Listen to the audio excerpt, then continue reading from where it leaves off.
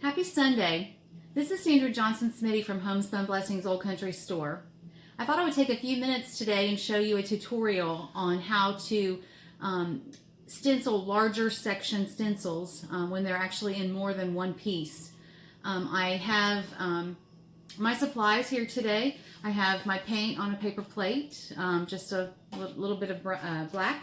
I have my paper towels, and we are going to use 8.5 by 11 paper today as our canvas.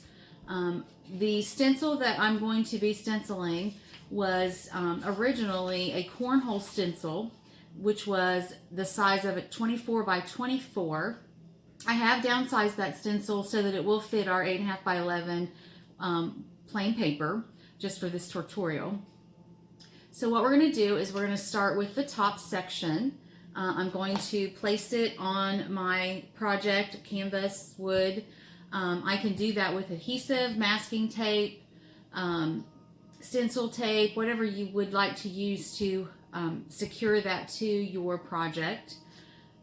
You can use the masking if you're going to be airbrushing. You would want to mask any section that you didn't want paint to hit onto the board or canvas.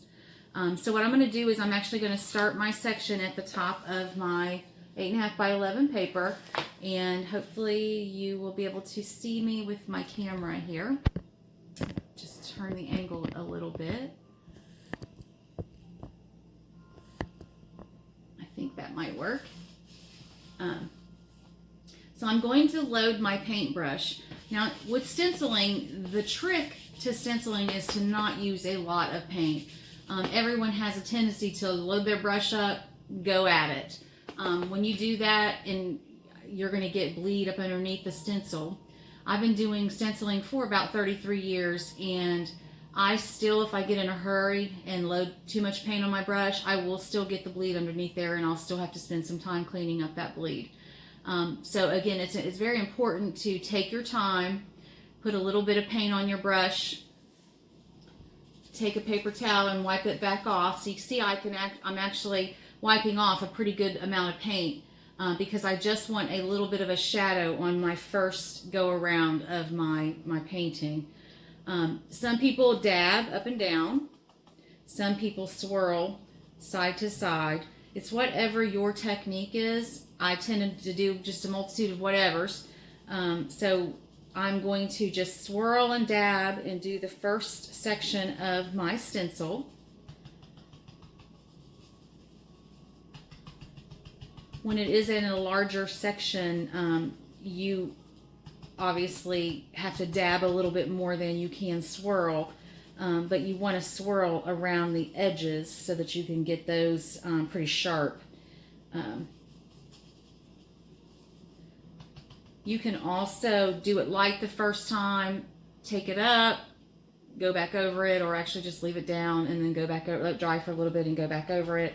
I pretty much tacked back in and made sure that it was completely filled in here with black paint. So I'm going to remove my stencil section, and again, I didn't mask off my notebook paper or my white paper here, so you can see I do have a little bit of a streak.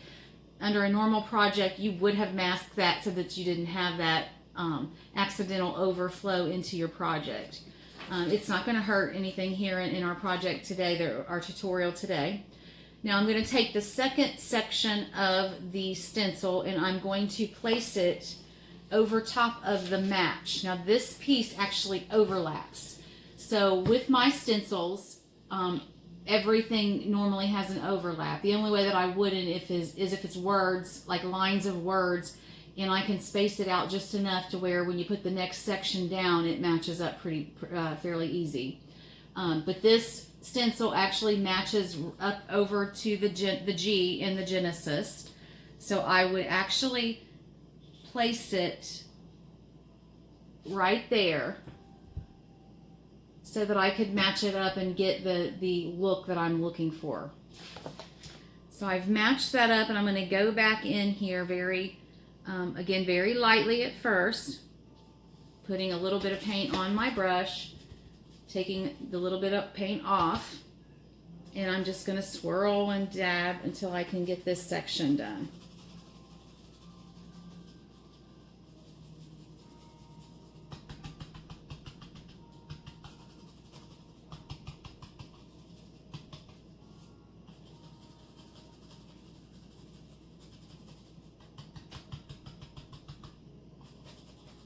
Again, under normal circumstances, you would mask off so that you don't have any run over on your board at the ends of the stencil. But for this purpose, I'm fine with it being how it is here. So I have put my second layer on. And here is how my stencil matches up. Now, one of the things that happens with when you have a stencil, obviously, a stencil allows for areas where there might be like an A that has a hole and you need to actually be able to hold that center in. This particular stencil does not have any openings where I would have needed to put bridges, what I call bridges, and the bridges are these little things right here you can see. The reason why there are bridges in this stencil is because it was a large stencil. If I don't put those bridges in there on a large stencil, it's going to be kind of flimsy. They're put in there for durability. You can always go in and snip those little stencils out, or the little bridges out, to not have to fill those in. Or you can go back in and you can take a little tiny paintbrush and just paint those little bridges in. Just takes a little bit of time to go back and just take a little paintbrush and put the bridges in there. But this is how you do the two-part section of a stencil. Again, I've got my top half, my bottom half, and it just overlaps just a little bit to make the stencil. So hopefully that has helped you today in matching up the stencils that I do sell. If I can be of any further assistance, please feel free to shoot me an email at homespunblessingsohio@gmail.com. You can check us out on Facebook. We have got several groups on Facebook with stenciling and our home decor that we do. We also have an Etsy shop called Homespun Blessings OCS, so take a look at our shop there, and hopefully I will hear from y'all soon, and we hope you have a blessed Sunday.